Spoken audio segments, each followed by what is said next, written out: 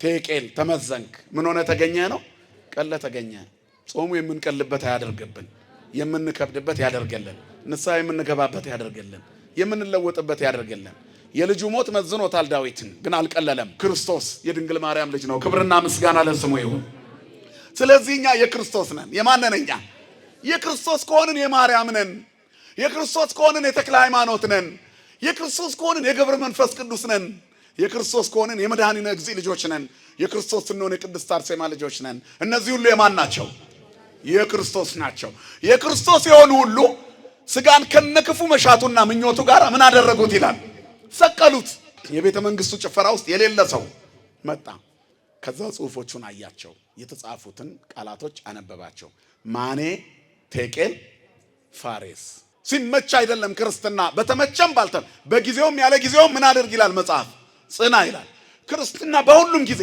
እቤቱ ቁጭ ብሎ የተሸወደ አለ በዚህ ሰዓት እሱን ተውት እየመጣ ያለ አንድ የሆነ ድድ ማስጫ የተባለ እንግዲህ ቋንቋው የከተማ ቋንቋ ስለሆነ ይቅርታ አድርጉልኝ እዛ ጋር ቁጭ ብሎ አላፊ አግዳሚውን እያየ ከሚተርብ ቀልደኛ ጓደኛው ጋር ቤተ ክርስቲያን ሊሳለም መጥቶ ነጠላውን አጣጥፎ እንደያዘ ቁጭ ብሎ እየሳቀ ነገ እማራለሁ ብሎ በዛው ይቀራል ያቺ ሚዛን ጥላዋለች አያችሁ እግዚአብሔር ቀሎ ከመገኘት ይሰውረን በእኛ መንገድ በእኛ ኑሮ በእኛ ህይወት ሁሉ ጊዜ እግዚአብሔር ልክ ነው ከልክሎንም ልክ ነው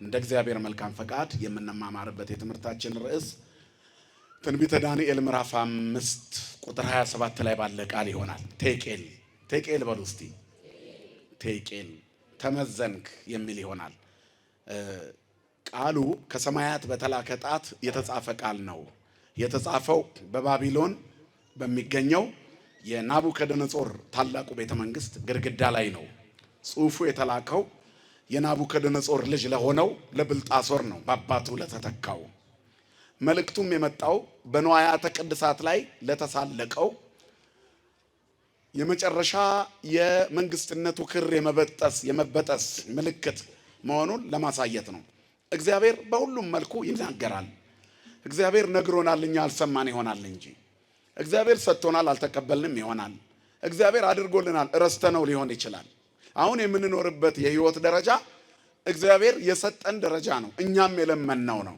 እንዲህ በሆንኩ ብለን ለምነን እናውቃለን መርጦና አበጥሮ አስተካክሎ ከጥያቄዎቻችን ውስጥ የሚበጀንን ይሰጠናል የእግዚአብሔር ደግነት የሚታወቀው በመስጠት ብቻ እንዳይመስላችሁ ሲከለክልም እግዚአብሔር ትክክል ነው እኛ ብዙ ነገሮች እንጠይቃለን የታመሙ ወገኖቻችን እንዲድኑ በጣም እንለፋለን ጸበል እንቀይራለን ዳገት እንወጣለን ቁልቁለት እንወርዳለን ምህላ እናሰማለን ያ ሰው ሊሞት ይችላል አልሰማንም ማለት ነው እግዚአብሔር ንገሩኝ እንጂ ሰምቷል በቃ ፈቃዱ ነው በዚህ መልኩ ነው የተሻለ አለው ሁሌ ቤተክርስቲያን የምታስተምረው ትምህርት አለ እግዚአብሔር ጥያቄን ቶሎ ሲመልስ እምነትን ይጨምራል ጥያቄን ሲያሰገይ ትዕግስትን ያስተምራል ሳይመልስ ሲቀር ደግሞ የተሻለ አለው ማለት ነው ከምናስበው ይልቅ ለኛ እሱ ምን ያደርጋል ያስባል እምርዕሴ ለርዕሴ አንተ ተቀርቦ የሚል የቤተክርስቲያናችን አባቶች የሚናገሩት ቃል አለ እመኒቱ በእውነት ደስታንም ብትሰጠው መከራንም ብትሰጠው ከኔ ይልቅ ለኔ የምትቀርበው አንተ ነህ ከኛ በላይ ለኛነታችን እግዚአብሔር ቅርብ ነው እናት ለልጇ ከልጁ በላይ ታስባለች አይደል ልጅ የሚያስበውና እናት የምታስብለት ይለያያል ልጅ ሊነጫነጭ ይጅራል እናት ግን ውስጥ ጊዜ ልክ ነች ስትከለክልም እናት ለልጇ ልክ ነች ስትሰጥም ልክ ነች የእግዚአብሔር ልብ በእናቶች ልብ ውስጥ አለ ክርስቲያኖች የክርስቶስ ልብ ያላቸው ናቸው እናትነት ደግሞ ትንሹ አምላክነት ነው ይባላል አይደለም እንደ እናቶች ምክንያቱም የልጇን የተወለደ ልጇን ድምጹን ሰምታ ወገቡ ተቀጭቷል እዚህ ጋር ተቀጭቷል ብላ መታቆ እሷ ናት ነካክታ አተነፋፈሱን አይታ ብርድ መጥቶታል ትላለች ይሄንን ሊያውቅ የሚችለው ስጋና ደም አይደለም ከእግዚአብሔር በተሰጠ ጸጋ ነው አያችሁ ስለዚህ እግዚአብሔር እኛን ያዳምጠናል ማለት ነው እኛ ራሳችንን ከምንሰማው በላይ እርሱ ምን ያደርገናል ይሰማናል እግዚአብሔር ሰማይ ነው ስሙ የተመሰገነ ይሁን ስለዚህ ከምናስበው በላይ እግዚአብሔር ያስብልናል ከኛ በላይ ለኛ ይቀርበናል ስለዚህ ለእግዚአብሔር እኛ የምናቀርበው ነገር ይኖራል ሳይሳካ ሲቀር እንነጫነጭ ይሆናል ንጭንጫችንንም እንደ ክፋት አያየውም ደግ ስለሆነ በትዕግስት ያየዋል እንጂ በለመነው ልክ ብንኖር ኖሮ ማንም በህይወት በመድር ላይ አይኖርም ሰው የለመነው ሁሉ ቢሰማ ኖሮ ይሞት ነበር ይላሉ እንደ ጸሎት መርዝ የለም ይላሉ አንድ አባት ግልጽ ነው አይደል አንዳንድ ጊዜ ጸሎታችን መርዝ ይሆንብናል። በትዳር ውስጥ ገና በወጣትነት ህይወት እኛ የምንመርጠውና እግዚአብሔር የሚመርጥልን ይለያያል። እኛ የሚጎረብጠውን ከላይ አይተን እንመርጣለን፣ ፊትን ብቻ አይተን። ልብ አድርጉ፣ እግዚአብሔር ለእስራኤል ታማኝ ንጉሥ ሊመርጥ ሲል ከእሴይ ቤት የተመረጠ ልጅ አለኝ ይድቀባው ብሎ የዘይት ቀንድ ለሳሙኤል ሰጠው። የሽቱ ሙዳይና የዘይት ቀንድ አይደል? ነብዩ ሳሙኤል ሄዶ ልጆችህን ደርድር አለው። እሴይ ያቀረበው ማንን ነው? ዳዊትን ነው ወይስ ማንን ነው ያቀረበው? ንገሩኝ እንጂ የመጀመሪያውን ልጅ ኤልያብን ያቀረበው አይደል? ውበቱ ያማረ መልከቀና መለሎ ሸጋ በውበት የተሞላ እጅግ ደስ የሚል ለግላጋ ሰው ይሄንን ያቀረበው። አባትየው ተመዝኗል፣ ግን በሚዛኑ አባቱ ወድቋል፣ እሴይ ወድቋል። ምክንያቱም የሱ ምርጫ የእግዚአብሔር ምርጫ ነው እንዴ? ስለ ራሳችንም የኛ ምርጫ የእግዚአብሔር ምርጫ ካልሆነ ይቅርብን ወይስ አይቅርብን? ይቅርብን። ከኛ በላይ ለኛ ማን ያስባልና። ስለዚህ ነው በጸሎት ህይወት ውስጥ ክርስቲያን ይመዘናል። ስጠኝ ስጠኝ ብቻ ሲል እግዚአብሔር ይመዝነዋል፣ ይታዘበዋል።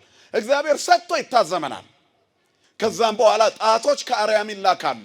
ተመዘንሽ፣ ቀለልሽ፣ የአንገትሽን ማይተብ አላከበርሽ፣ አድርባይ ሆነሽ ከንፈሮችሽ ላልተዋል፣ አንደበትሽ ወስልተዋል፣ ልብሽ ወደ ሌላ ዘንብሏል፣ ውስጥ ስጋዊ ምኞት ብቻ አቀጣጥሎታል፣ መንፈሳዊነት ሸሽቶሃል፣ ወረተኛና ግንፍል ስሜታዊ ሆነሃል።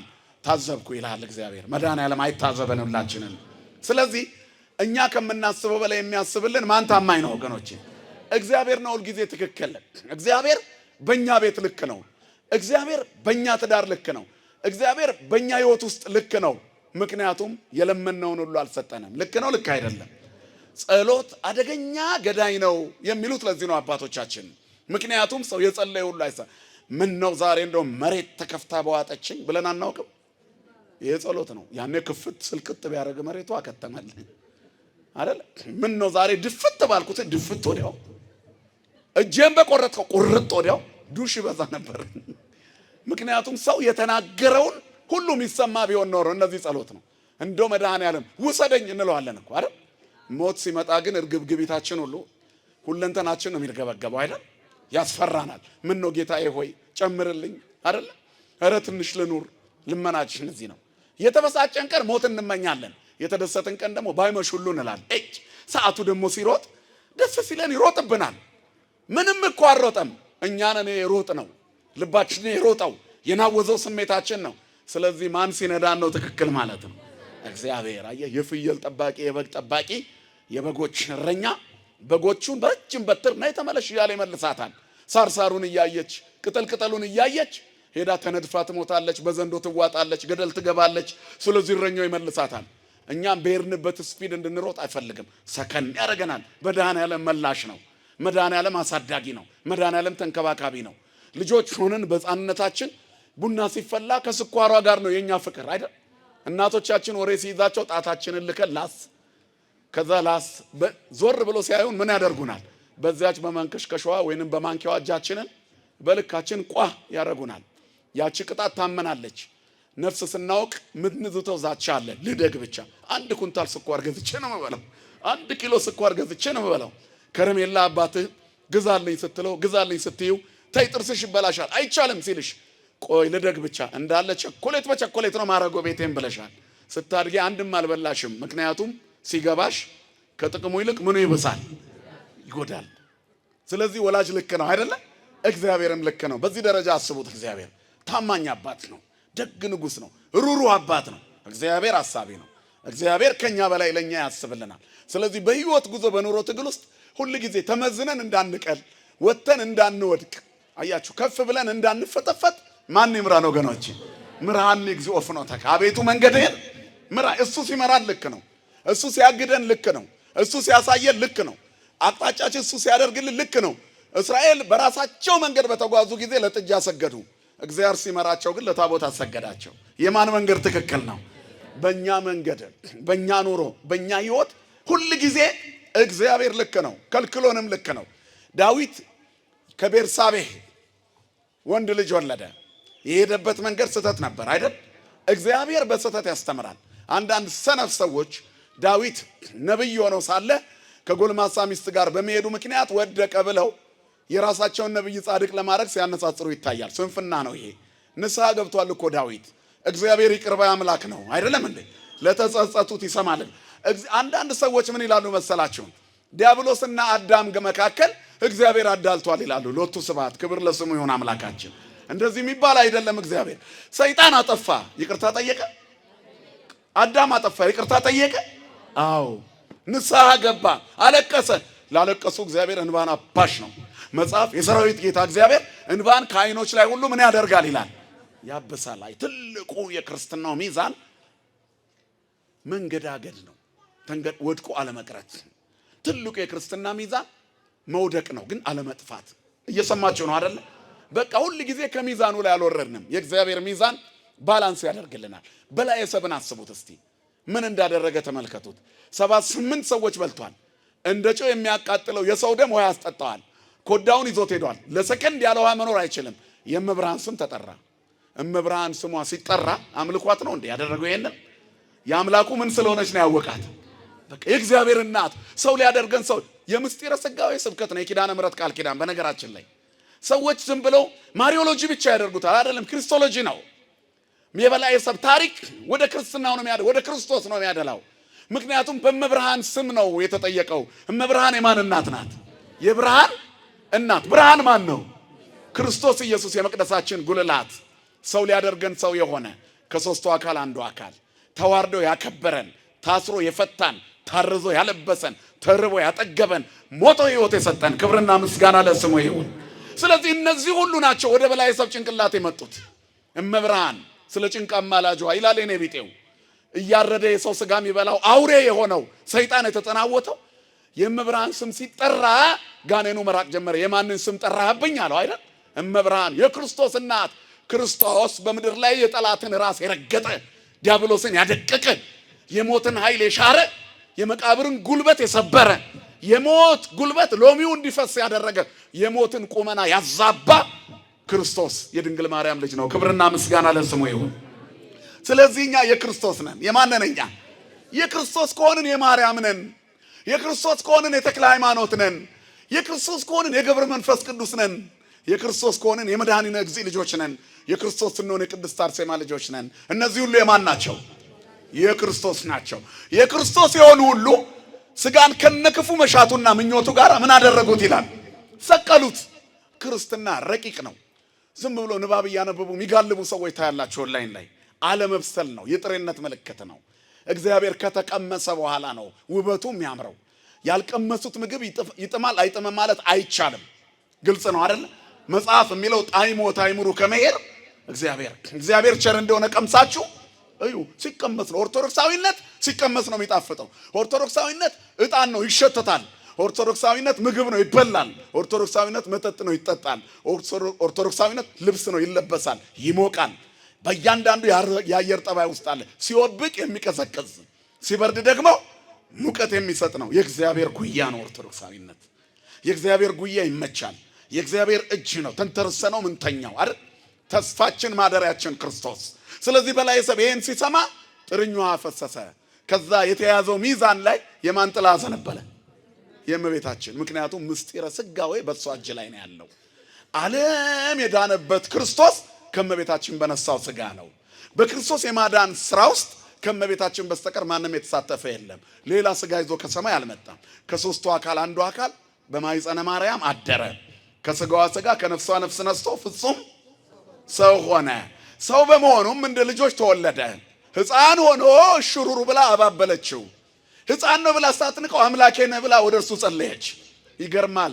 ድንግል ሰው ሁሉ ወደ ሰማይ እየጸለዩ የሚለምኑትን አምላክ 9 ወር ሙሉ ወደ ሆዷ ዝቅ እያለች ታናግረው ነበረ። ትልቅ ጸጋ ነው። ይሄን ማን ሊያገኘው ይችላል? ስለዚህ የእሷ ስም ሲጠራ ማን ይገለጥልናል ማለት ነው? ክርስቶስ። ቅዱስ ጊዮርጊስ በዚህ ቀን ጥር 18 ቀን አጥንቱ ተፈጭቶ ስጋው ተፈጭቶ አጥንቱ ደቆ አመድ ሆኖ ተበትኗል። አይደለም እንዴ? አያችሁ። ሐረድዎ ወገመድዎ ወዘረው ስጋው ከመሐመድ እንደ አመድ በተኑት ደብረ እስድራስ ተራራ ላይ። አሁን ጊዮርጊስ ሲባል ማን ነው ትዝ የሚለን? እየመጣ ጽና ያለው ክርስቶስ ነው አይደል? የተቀበለው መከራ በእኔ የሚያምን ከኔ የሚበልጠውን ስራ ይሰራል ተብሎ የተነገረለት ጊዮርጊስ ክርስቶስ አንዴ ሞቶ ዓለምን አዳነ። ጊዮርጊስ ግን ስንቴ ሞቶ ተነሳ? ሶስቴ። ከኔ የሚበልጠውን ይሰራል። ይሄ ከኔ የሚበልጠውን ይሰራል ማለት ከኔ ይበልጣል ማለት ነው እንዴ? አይደለም። ክርስትና ሚዛን ነው ያልኳችሁ ለዚህ ነው። ግልጽ ነው አይደለ? ስለዚህ የእመቤታችን ጥላ በሕይወታችን ላይ ያጥላልን። አያችሁ፣ ከበላይ ሰብ ጎን ነች። 78ቱ ነፍሳት ሚዛናቸውን አስቡት። ሰቆቃው እያረደ የበላቸው ድንግል ጥላዋን አሳርፋ የንስሐ መንገድ ሆነችለት። ክርስትና ይሄ ነው ያልኳችሁ ለዚህ ነው። ግልጽ ነው አይደለ? እግዚአብሔር በሆነ ቀን ውስጥ ታሪካችንን ያስተካክለዋል። ትልቁ ከቤተ መቅደሱ ጥሪ አለመራቅ ነው። አሁን አካባቢው በሰው የተሞላ ነው። ቀዝቀዝ ስለሚል የቀሩ ሰዎች አሉ። ሚዛን ነው ይሄ። ወድቀዋል። ሲመች አይደለም ክርስትና። በተመቸም ባልተም በጊዜውም ያለ ጊዜውም ምን አድርግ ይላል መጽሐፍ? ጽና ይላል። ክርስትና በሁሉም ጊዜ እቤቱ ቁጭ ብሎ የተሸወደ አለ። በዚህ ሰዓት እሱን ተዉት። እየመጣ እያለ አንድ የሆነ ድድ ማስጫ የተባለ እንግዲህ ቋንቋ የከተማ ቋንቋ ስለሆነ ይቅርታ አድርጉልኝ። የአካባቢ ጎረምሳ የሚደረደርበት የሻይ ቤት በረንዳ ማለት ነው። ድድ ማስጫ እዛ ጋር ቁጭ ብሎ ኃላፊ አግዳሚውን እያየ ከሚተርብ ቀልደኛ ጓደኛው ጋር ቤተ ክርስቲያን ሊሳለም መጥቶ ነጠላውን አጣጥፎ እንደያዘ ቁጭ ብሎ እየሳቀ ነገ እማራለሁ ብሎ በዛው ይቀራል። ያቺ ሚዛን ጥላዋለች። አያችሁ፣ እግዚአብሔር ቀሎ ከመገኘት ይሰውረን። ስለዚህ ሰው በየቀኑ ይመዘናል፣ በየቀኑ ይለካል። ክርስቲያንም ራሱን በየቀኑ መመዘን አለበት። ሚዛን ነው ክርስትና ያልኳችሁ ይሄ ነው። በቀን የተወሰነ ደቂቃና ሰከንድ ከእግዚአብሔር ጋር ነው የዋልኩት። ማታ ስትተኙ የመኝታ ጸሎት ካደረጋችሁ በኋላ ወደ እንቅልፍ ከመሄድ በፊት ቁጭ ብላችሁ ውሏችሁን ብታስቡት ከእግዚአብሔር ጋር ከዋልንበት ያዋላልንበት ይበሳል አይደል? እንቅልፍ አይወስደንም። ድጋሚ ተነስተን ተንበርክከን ማረኝ ስለዋልኩት ውሎ እንላለን አይደል? ስላሰብኩት ክፉ ሐሳብ፣ ስለሰራሁት ተንኮል፣ ስለተመኘሁት፣ ስላመነዘርኩበት የልብ አመንዝራነት፣ ውስጤ ስላሰበው ክፉ ነገር ጌታዬ ሆይ ልቤን ወደ አንተ እንዲያዘነብል አድርግ ብላችሁ አንድ አቡነ ዘበሰማያት ድገሙና ተኙ እስኪ። ከዛ ሰይጣን አፍሮ እናንተ ከብራችሁ ታድራላችሁ። ትልቁ ነገር ይሄ ነው። ዲያብሎስ ምን ያናድድሃል ተብሎ ተጠየቀ። በበቃ መነኮስ በአባ እንጦንስ በየቀኑ ንስሐ የሚገባ ሰው ያበሳጨኛል አለ። ሰይጣንን የሚያበሳጭ ተፈጥሮ ክርስቲያኖች ሊኖራቸው ያስፈልጋል። አያችሁ፣ ዲያብሎስን የሚያበሳጭ ማረኝ ይቅር በለኝ ኤሎሄ ኤሎሄ የምትል ነፍስ ሰይጣንን በጣም ነው የምታበሳጨው። ይቆማል፣ ካጠገቧ አይለይም። በየቀኑ ግን ራሷን ዝቅ ስለምታደርግ ድል ያደርጋል። በገዳም ውስጥ አንድ መነኮስ፣ ወጣት መነኮስ ገና መግባቱ ነው። አባ ምን ታረጋለህ እዚህ ያለው ሰይጣን መጥቶ እንደ ሰው እጸድቅ ብዬ ክርስቶስን አገኝ ብዬ ገዳም ገባሁ አለ። መልሱ የትምክህት ነበር አይደለም? ከዛ በኋላ ድጋሚ መጣና ጠየቀው፣ ያንኑ መለሰ። ያን ጊዜ አባ መቃርስ ተመለከቱት፣ ጠሩትና እዚህ ምን ታረጋለህ ተብለህ ብትጠየቅ ምን ትመልሳለህ አሉት። ኧረ ተጠይቄያለሁ አለ። ምን ተጠየቅ? እንዲህ እዚህ ምን ልታረግ መጣህ አባ እዚህ ድረስ አሉኝ። ምን ብለህ መለስክ? እጸድቅ ብዬ ክርስቶስን አገኝ ብዬ። እንዴ ክርስቶስን የምታገኝ በረሃ የተጓዝክ አንተ ብቻ አይደለህም። ከተማ ቁጭ ብሎ ሳሊለነ ቅድስትን የሚደግም ውዳሴ ማርያም የሚያነብ ዳዊት የሚደግም አምላኬ አምላኬ ማረኝ ማረኝ እያለ ወደ መኝታው የሚሄድ ሁሉ ክርስቶስን ያገኛል አያገኘው? ያገኛል አለው። አያችሁ፣ እግዚአብሔር በልካችን ነው የሚገዛን፣ በፈቃዳችን ነው የሚገዛን። አቅማችን እንደ አቡነ ተክለ ሃይማኖት ላይሆን ይችላል። 29 ዓመት በደብረ ኤላን እንደ ገብረ መንፈስ ቅዱስ አይሆንም። ምክንያቱም 562 ዓመት ያለ ምግብ በሱባኤ አይቻልም። እኛ አንችልም። እንደዚህ እንደነ ቅድስት አርሴማ ሰይፉ ፊት ለፊታችን ላይ መጣ ይችላል። ነገር ግን የነሱን በረከት ይዘን ያቅማችን ቢላ አለ እኮ አይደለ? በረሃብ ተጸናውቶን የቅዳሴውን ሰዓት የምንታገስባት የጭቋራችን መፈጨት በራሱ ራሱን የቻለ ሰማዕትነት ነው። ምግብ እያሸተቱ ሳይበሉ መዋል ሰማዕትነት ነው። አያችሁ፣ ምን እበላለሁ ብለን በምናስብበት የችግር ህይወት ውስጥ ነገር ግን ጾም ነው እግዚአብሔር ከኔ ጋር አለልኝ ብሎ መድኃኔዓለም የሚያዘጋጀውን እየጠበቁ ለፍቶ ተግቶ ሳይሰርቁ መዋል ሰማዕትነት ነው። አያችሁ፣ ጤነኛው በጉድለት ውስጥ ሆኖ አለመስረቅ ሰማዕትነት ነው። ያስፈልገናል እኮ ገንዘቡ ኑሯችንን ለመቀየር ያስፈልገናል። ግን ሌላ ሰው በእኛ ማልቀስ የለበትም። ድሃ ብሆንም ሌባ አይደለሁም የማን ስለሆንኩኝ። ይሄ ነው አያችሁ፣ ተመዝኖ መክበድ፣ ተመዝኖ መሙላት፣ የእግዚአብሔርን ስም አለማለፍ። በላይ ሰብ ተመዝኖ መጀመሪያ እኮ ስለከበደ ነው። የመብርሃንን ስም አላለፈውም። አያችሁ፣ የእግዚአብሔርን ስም አልፎ ጥሶ አልሰረቀም። በዚህ ምክንያት እኮ ነው ሶሎሞን ሰው በምን ይፈተናል አለ? በረሃብና በጥጋብ ይፈተናል አለ። ሁለቱ ነገሮች ከባድ ናቸው። አደገኛ ረሃብም ይፈትናል፣ ሌባ ያደርጋል። አደገኛ ጥጋብም ይፈትናል፣ ትዕቢተኛ ያደርጋል። ስለዚህ መሃል ላይ አድርገኝ፣ በሚዛኑ ተመዝኜ እንዳልወድቅ መሃል ላይ አድርገኝ። አያችሁ፣ መሃል ላይ አድርገኝ። እግዚአብሔር መሃል ያርገን ሁላችንን። ሁለት ነገሮች ካንተ እሻለሁ ሳልሞት አትከልክለኝ አለ። ከንቱነትንና ሐሰተኝነትን ከኔ ያርቅና ደሃ አታርገኝ። ርቦኝ ተቸግሬ እንዳልሰርቅ በስምህ በውሸት እንዳልምል ቅዱስ ገብርኤልን ቅዱስ ሚካኤልን መድኃኔዓለምን እያልኩ እየማልኩ ለሆዴ ብዬ ማይተቤ እንዳይላላ ተመዝኜ ቀልዬ እንዳልቀር በጣም ደሃ አታርገኝ። ባለጸጋ አታርገኝ። ጠግቤ ቅዳሴ እንዳላረፍድ ምን ያደርጋል ወንጌል መማር እንዳልል ሰርክ ጉባኤ እንዳላረፍድ ጠግቤ እግዚአብሔርን ስም መጥራት ምን ይጠቅማል ጠግቤ ያለው እንዳልል ስጋዬ ነፍሴን እንዳያስጨንቃት የሰማዩ እንዳይዘጋብኝ በምድርም በጣም ጥጋበኛ አታርገኝ አለ። ስለዚህ በመጠን እንድኖር አርገኝ። የምበላውን እንጀራ ስጠኝ። ስራዬን ባርክልኝ። በምድሬ በላቤ ወዝ ደስ ብሎኝ አንተን የማመልክበትን ልከኛ ልብ ስጠኝ። ያለኝ ይበቃኛል ማለትን አስተምረኝ። መድኃኔዓለም ያስተምረን ሁላችን። ስለዚህ ክርስትና ሚዛን ነው። አያችሁ፣ ሚዛን ነው። ሚዛን በማግኘትም ሚዛን አለ፣ በማጣትም ሚዛን አለ። በሁሉም ውስጥ ግን ማን መክበር አለበት? እግዚአብሔር። ዳዊት በዚህ መልኩ ነው የሄደው። በሰራው ኃጢአትና ውድቀት ምክንያት ልጁ ሞተበት። በዝሙት ያመጣው ልጁ ጎልማሳው ሳይሞትበት የጎልማሳውን ሚስት አምጥቶ ቀምቶ ያደረገው ኃጢአት ድቀት። ከዛ በኋላ ደግሞ ማርገዟን ስትነግረው ያንን ጎልማሳ ምስኪን ኦሪዮን ያስገደለበት መንገድ ታሪኩን ስለምታውቁት ነው መነካከው። ይሄ መንገድ በጣም ልብ ሰባሪ ነበረ። ሰው ሁሉ ይወድቃል። እግዚአብሔር ትልልቆቹን ወድቀው እንደገና ሲነሱ ያሳየን።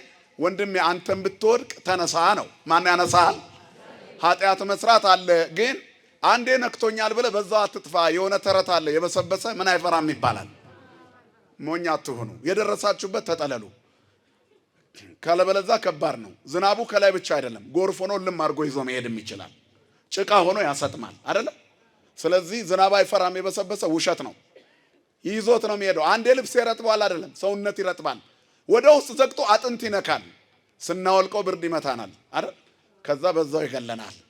ስለዚህ አንዴ በስብሻለሁ አትበሉ፣ መድረቅ አለ። ስለዚህ ኃጢአት አንዴ ጀምሬያለሁ አይደለም። አንድ ማንኪያ ማኪያቶ ቀምሶ በቃ ነገር ረጫለሁ ብሎ ጥብስ የሚያዝ ይኖራል። የበሰበሰ ዝናብ አይፈራም። ይሄ ነው። ሆዱን የወደደ ምኑን ይጥላል ይባላል። አያችሁ፣ ትልቁ ነገር ነው። ስለዚህ ክርስቲያን እግዚአብሔር ይመዝናል፣ ይፈትናል በትንሿ። ከዛም በኋላ በዛው ትወድቃለህ። እንደውም የሚቀጥለው ሳምንት እኮ የሚዛን ህይወት ነው አይደል? አይደል?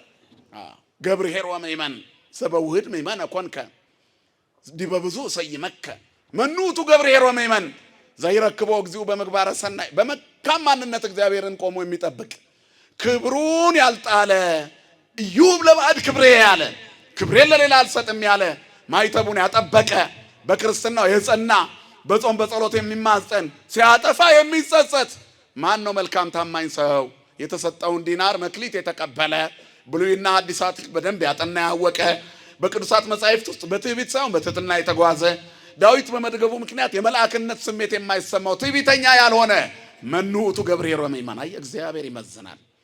ወድቀን ከመቅረት መድኃኔዓለም ይጠብቃል። ስለዚህ በዚህ ሁሉ ውስጥ እነ ዳዊትንም ያህል ትልልቅ ሰዎች ወድቀው ያውቃሉ። ግን ምን ሆነው አልተመለሰው? ማን ነው የሚያነሳቸው? እህቴ ልትወድቂ ትችያለሽ፣ አጠፊም፣ ተነሺ፣ ክርስቶስ ያበራልሻል። ክርስቲያን የማያጠፋ አይደለም የማይጠፋ ነው። ቆሮንቶስ 6 ላይ እንወድቃለን እንጂ አንጠፋም አለ። ከማን ዘር ስለሆነን?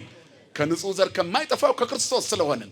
ስለዚህ የክርስቶስ የሆኑት አይጠፉም፣ ይወድቃሉ፣ ግን እንደገና ይነሳሉ። እመኒ ወደቁ ትነሳ ወእመኒ ሆርኩ ውስተ ጽልመት እግዚአብሔር ያበርልኝ። ብወድቅ እነሳለሁ፣ በጨለማ ብመላለስ ማን ያበራልኛል? እግዚአብሔር በትዳራችን ብርሃን ይሁነን፣ በኑሯችን ብርሃን ይሁነን፣ መግቢያ መውጫችንን ብርሃን ያደርግልን። ስለዚህ ዳዊት ተንገዳገደ፣ ተመልሶ ተነሳ። ምን ባይሆን ነው ግን ጸሎቱ ባለመሰማት ነው የተነሳው። ልጄን ማርልኝ አለው፣ አልማረለትም። በዛው አለቀሰ እንደ ዳዊት ተመለሰ። እግዚአብሔር የተሻለ ነገር አለው አለ። ከዚያችው ከቤርሳቤህ ንጉሥ የሚሆነውን ሰሎሞንን ይድድያ የተባለውን ወለደ። ከምናስበው በላይ የሚያስብልን ማን ታማኝ ነው ብያቸዋለሁ። እቺን ያዟት። ሁሉ ጊዜ ደጋግሜ ብናገራት የማይሰለቸኝ ቃል ከምናስበው በላይ እግዚአብሔር ያስብልናል። እኛ ከምንመኘው በላይ የማን ፈቃድ ይበልጣል? ስለዚህ ትልቁ ህይወት አሁን ያለንበት ኑሮ በጣም ከተነጫነጭንበት ሚዛን ነው። ከመቅለል ይሰውረን። ትምህርታችን እኛን ያስተምረን። የእግዚአብሔር ጣቶች ከሰማይ ወረዱ። የወረዱበት ምክንያት ጊዜ ተሰጥቶት የእስራኤልን ንዋያተ ቅድሳት የማረከ አንድ ንጉሥ በባቢሎን ምድር ላይ በጥጋብ ስለቆመ ነው። አባቱ ናቡከደነጾር ዓለምን እንደገል ቀጥቅጦ እንደ ሰም አቅልጦ በዛ ዘመን የነበረውን የዓለም ክፍል ቀጥቅጦ የገዛ ነበረ። ትዕቢተኛ ነበር። ባቢሎንን አደራጅቶ አሳምሯት ነበር። የቤተ መንግስቱ ሰገነት ላይ ቆመው ያደገችው የተዋበችው ዘመናዊዋ ባቢሎንን አይቶ እኔ ነኝ የሰራዋት አለ። ከዛም በኋላ እግዚአብሔር ወደ አውሬነት ለወጠው ይላል። ጫካ ከተተው። የሰራበት ቤት ውስጥ ላትኖር ትችላለህ። ያብለጨለጭከው ምድር ላይ ላትኖር ትችላለህ እግዚአብሔርን ካላከበርክበት። እኔ ነኝ ትልቅ። በጣም ትልልቅ የዓለማችን ነገስታት የሚወድቁት የእግዚአብሔርን ቦታ ሲጋፉ ነው። የሆነች ትንሽ በለጭለጭ ያደረጉ ጊዜ ራሳቸውን የአምላክ ቦታ ላይ መወደስ ይፈልጋሉ። የእግዚአብሔር ቤተ መቅደስ በሰው ሲሞላ የሚበሳጩ መሪዎች እንዳሉ ታውቃላችሁ። ይሄ ለኔ ነው የሚገባው ብለው ሰው ሰይጣን ወደ ልቡ ሲገባ የዚህን ያክል ይታበያል። ልቦና ይስጠን መድኃኔዓለም ለሁላችንም። ይሄ ራስን ማምለክ ጣዖታዊ ልቦና በእያንዳንዳችን ውስጥ በልካችን አለ። በልክ ቤት ውስጥ በሚደረገው የአስተዳደግ ስርዓት የቤቱ ንጉስ መሆን የሚፈልግ እኮ አለ አይደል? ከቤት ነው ፉክክር የሚጀምረው። የኤሳውና የያዕቆብን ታሪክ ታውቃላችሁ አይደል? ተረከዝ ይዞ እስከ መውጣት ያለ ትግል፣ በምስር ወጥ ብኩርናን እስከ መሸጥ ያለ ጉዞ አያችሁ። የታላቅነት ትግል በማይፀን ውስጥ ያለ ትግል ስጋዊ ከሆነ ኪሳራ አለው። በስጋ ከመታገል መድኃኔዓለም ይሰውረን።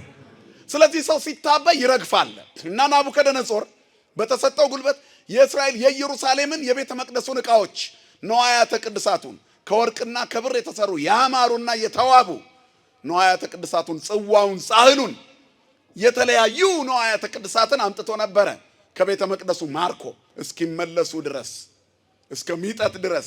በዚያ በእስራኤል ኃጢአት ምክንያት ብዙ ርስቶቻችን በየአደባባዮቻችን የምናየው የኔና የናንተ የኃጢአት ውጤት ነው። መድኃኔዓለም ይቅር ይበለን። አያችሁ እንደ ስጋ መደፈራችን ቢያስቆጨንም አሳልፈን ርስታችንን የሰጠንበት የክርስትናው ማይረግ መውረድ ውድቀት እኔና እናንተ ጋር አለ። መች ኖር ነው ክርስትናውን? መቅደሱን መች አከበር ነው? አባቶቻችንን መች አከበር ናቸው? መምህራኑስ ጋራ መች ተግባብተን ኖርን? ከመዝሙሮቻችን ጋር ስትውቃችን ምን ያህል ነው? የማይዘምር የለም፣ ቲክቶክ የማይሰራ የለም። በመዝሙር እንዲህ እያለ አከበርከኝ፣ ከፍ አረከኝ፣ እንዲያረከኝ ማይል ሰው የለም። ያንን ህይወት ግን የሚኖረው ሰው የለም። ክርስትናው ድራማ ሆኗል። የሚያሳይ ብቻ በዝቷል። አያችሁ ክርስትና ለእግዚአብሔር መታየት ነው። ራስን ለማን መግለጥ ነው ወገኖች? እግዚአብሔር ሰጥቶ መዝኖናል፣ ሰጥቶ ፈትኖናል። እመኑኝ ተመዝነሃል። የት ጋር እንዳለ አንተ ታውቃለህ። ከወዴት እንደወደክ እወቅ አይደለም የሚለው መጽሐፍ። እንግዲህ ንስሐ ግባ ይላል መጽሐፍ። አያችሁ የምወደውን ምገስጽ የማስተምር እኔ እግዚአብሔር አምላክ ነኝ። ግን የት ጋር ነው የወደከው? በራዶ ወይም ትኩስ አይደለም። ለብ ብለህ ስለምትገኝ ከአፌ ልተፋህ ነው። እየሰማችሁ ነው? እግዚአብሔር የልባችሁን ሁሉ ይስማላችሁ። ስለዚህ ከአፌ ልተፋህ ነው ይላል። ለእግዚአብሔር በጣም አስቸግረነዋል። አሸብሻቢዎቹ እኛ፣ ደናሾቹ እኛ። የቲክቶክ መስኮቶቻችሁን ከፍታችሁ ይሁት። እሁድ ስትዘምሩ የታያችሁ ሰዎች ሰኞ እሁድ ከሰዓት በኋላ ሁሉ ሊሆን ይችላል። የሆነ ቤት ውስጥ ጭፈራ ካለ አንደኛ ደናሽ ጨፋሪ እኛ ነን። ከዛ እሱን ቲክቶክ ላይ እራሳችሁ ልብሱ ሳይቀየር ነጠላ ብቻ ከላዩ ላይ ወርዶ ከዛም በኋላ ሲደነስ ይታያል። አያችሁ የተፈቀደ ነው የሚመስለው እኮ መሳደብና መጸለይ፣ መራገምና መመረቅ፣ ማሸብሸብና መደነስ አብረው መሄድ እኮ ነው የሚመስለው። በራዶ ወይም ትኩስ አይደለም። ለብ ብለሃል። እንዳልተውክ ትዘምራለህ፣ እንዳላቀርብህ ትደንሳለህ ነው እኮ። እንዳልተውህ ትመርቃለህ፣ ደግነት አለ ትመጸውታለህ። እንዳላቀርብህ ደግሞ የራሴ አድርጌ እንዳልይዝህ ግብዝ ነህ። በሰጠኸው ማስታወቂያ ትሰራለህ። 2 ሊትር ጀሪካን እኮ ይዘው ይሄው እየረዳን ነው ደጎች ንጹሃን እርዱ ብሎ ማስታወቂያ በዳህ ላይ የሚሰራ በሽበሽ ነው። በሽበሽ አያችሁ ዓለም እንደዚህ ናት። ትንሽ አሳይታ ስትዘርፍ ትኖራለች አይደል?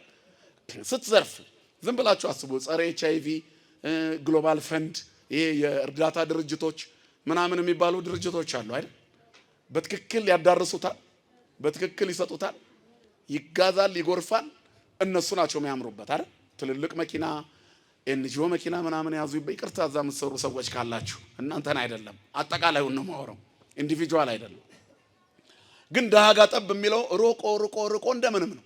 ደሞዙን ስታዩት ራሱ በእርዳታ የመጣው ብር ደሞዝ ላይ እንደሚያልቅ ያስታውቃል። ክፍፍሉ ከዘበኛ ጀምሮ እስከ ተላላኪ እስከ ላይ ዋና ስራ አስኪያጅ። ዓለም እንደዚህ ናት። የደሃውን በልታ ሲያማት ምን አጥፍቼ ነው ትላለች። ግፍ ነዋ፣ በሽታ ነዋ። እግዚአብሔር ከእንደዚህ አይነት ድፍረት ይጠብቀን። ትልቁ ስህተት እዚህ ጋር ነው። አያችሁ። ስለዚህ ትኩስ አይደለንም ወይም በራድ አይደለንም። ለብን ያልነው ዘፋኝና ዘማሪ፣ ደናሽና አሸብሻቢ፣ ራጋሚና መራቂ፣ ነጣቂና ሰጪ፣ እውነተኛና ውሸተኛ፣ በሁሉም ነገር ውስጥ ግንባር፣ ፖለቲከኛና ሃይማኖተኛ፣ ጠንቋይና ቄስ ነን። መድኃኔዓለም ሁላችንንም ከዚህ ይሰውረን። ሰባኪና ሰባቂ ነን። የለበስነው ልብስ ቦታ ላይ አንገኝም። በኋላ የቀሚስ ሲወልቅ ሌላ ቦታ ነን። ጡንቻችንን ካላሳየን የምንል ነን። ስጋ ይስበናል በስጋ ህግ አይደል? መንፈስ ደግሞ ትንሽ ብልጭ ይልልናል። ለብ ብለናል። መድኃኔዓለም ለንስሐ ያብቃል። ስለዚህ ለንስሐ ተዘጋጅ። ራስህን በሚዛኑ ላይ መሃል ላይ ውልል ብለናል። ሰፋሪዎች ሆነናል። ስለዚህ እግዚአብሔር ሆይ ሚዛናዊነት ነው ክርስትና። በአንተ ክንድ ላይ ልረፍ በሉት። ክንድህን ተንተርሼ በሰላም ቦቱ እሰክብ ወነውም ነው። በሰላም ወደ መኝታ ሄጄ ተኛለሁ።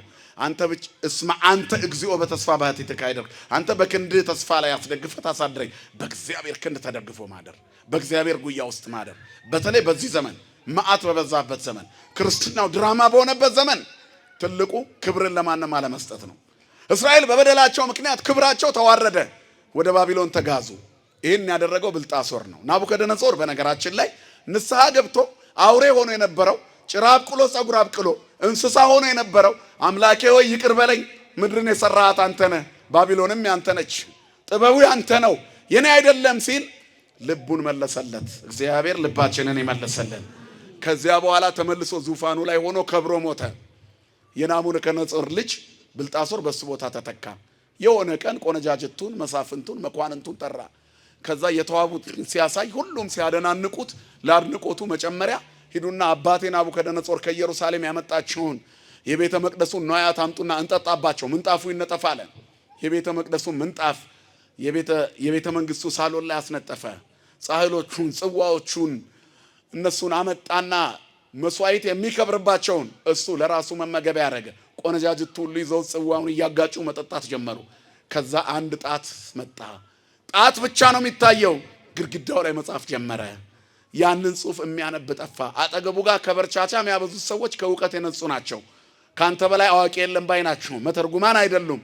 ከንዋያተ ቅዱሳቱ ጋር ከተማረኩት መካከል ዳንኤል የተባለ እግዚአብሔር ነብይ መጣ። እስከ መንግስቴ እኩሌታ እሰጠዋለሁ ይሄንን ፍቺ የሚፈታ ተባለ። ቤተ መንግስት ውስጥ ያሉ ጠንቋዮችና አስማተኞች አልቻሉም። ለጊዜው ልታይ የሚሉ ሰዎች የእግዚአብሔር ምስጢር መፍታት አይችሉም። አያችሁ። ስለዚህ ወዲያውኑ ይላል ንጉሱ ተቸገረ፣ ሰውነቱ ተወጠረ። ጣት ብቻ ሲጽፍ አይቷል። መልእክቱ ከሰማይ እንደሆነ ገብቶታል። እግዚአብሔር ሲናገር የሚደነግጥ አይምሮ ይስጠን ለሁላችን። ደስ የሚል ሰብዕና ነው መደንገጥ። የሰራው በደል ከፍተኛ ቢሆንም መደንገጥ ደስ የሚል ሰብዕና ነው። አያችሁ። ስለዚህ አለ ተመዘንክ። መልእክቱ ይሄ ነው።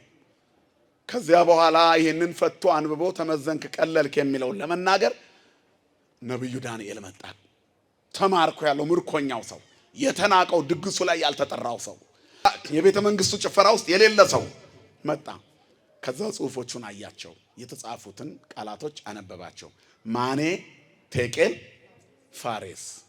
ማኔ ማለት እግዚአብሔር መንግስቱን ለየው ካንተ ወሰዳት ማለት ነው። ቴቄል ማለት ተመዘንክ፣ በሚዛን ምን ሆነ ተገኘ? ቀለህ ተገኘ ማለት ነው። ፋሬስ ማለት መንግስት ለፋርስና ለሜዶን ተሰጠ ማለት ነው አለ። የከለዳውያን ንጉስ የፋርሱ መንግስት ማን? ዳሪዮስ ነው አይደል? ዳሪዮስ መጥቶ እስከሚነግስ ድረስ ከዚያች ጽሑፍ በኋላ የዛን ቀን ሌሊት አላደረም።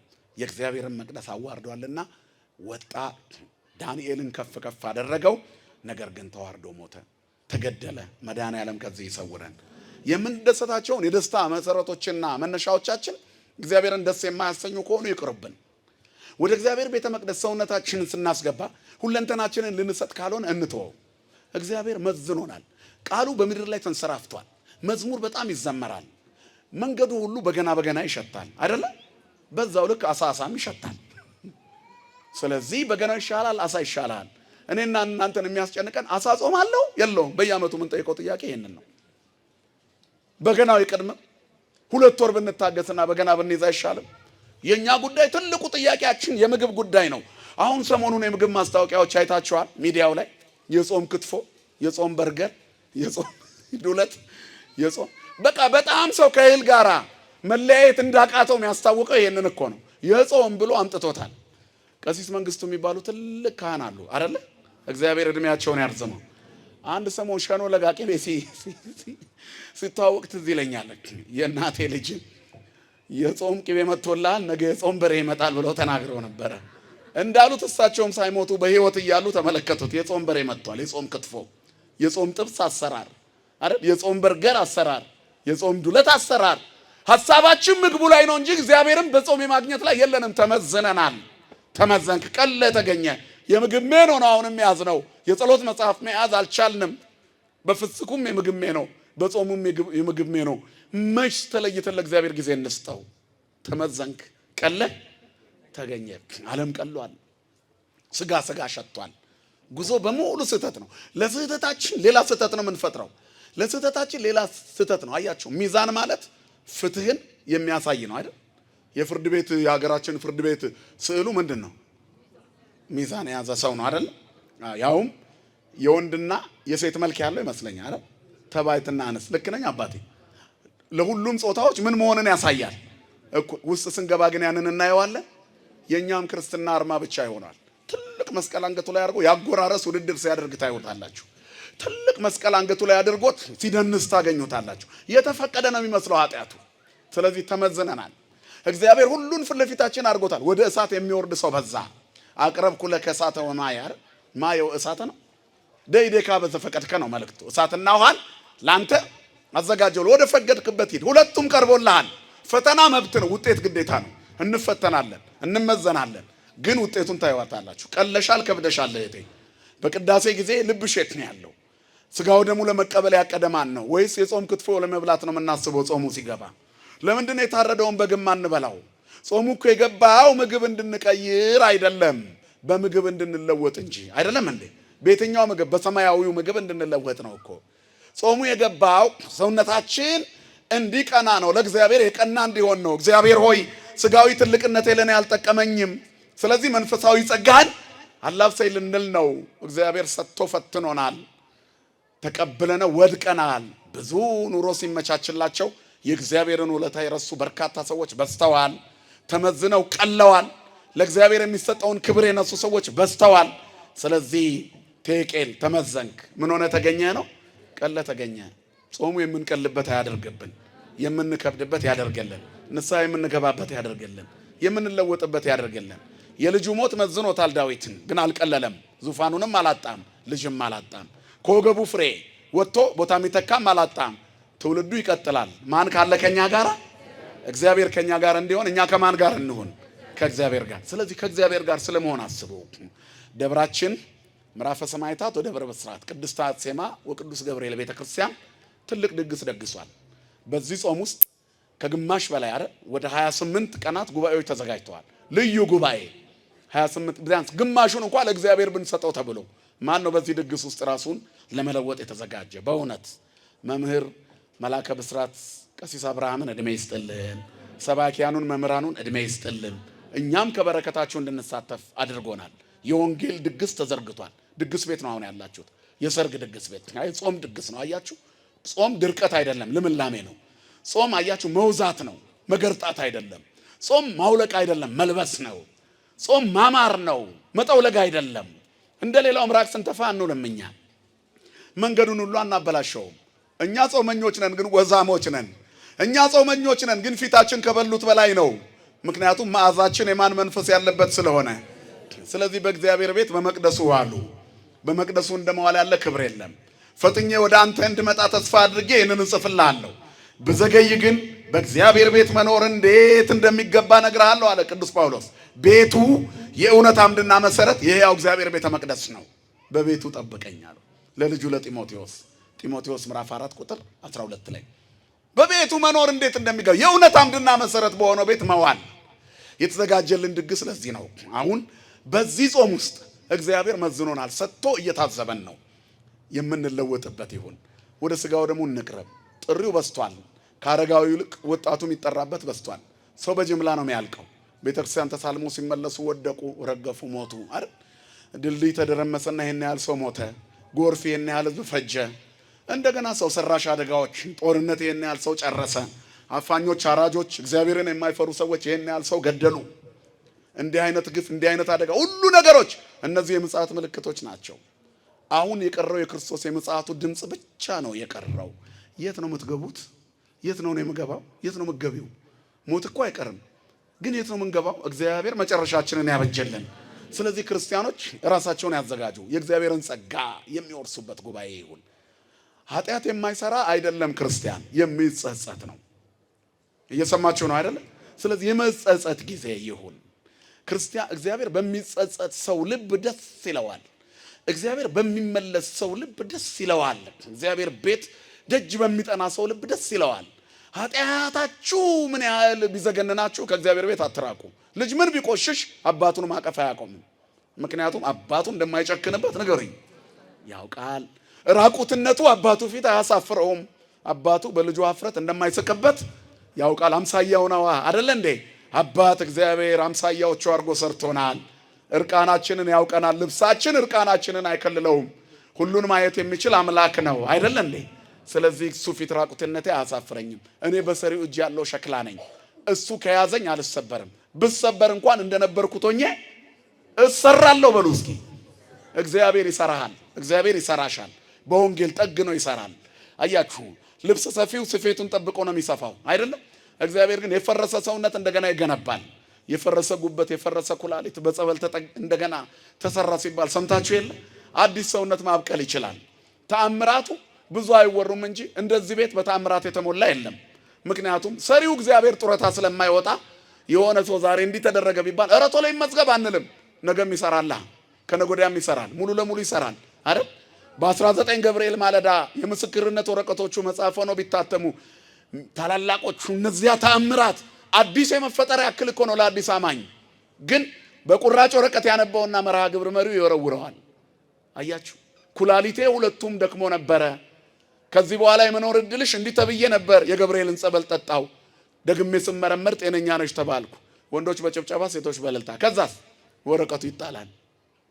ለምን መሰላችሁ? እኛ ለማስታወቂያ ብዙ አንሮጥም። የኛ አምላክ ስራውን አያቋርጥማ።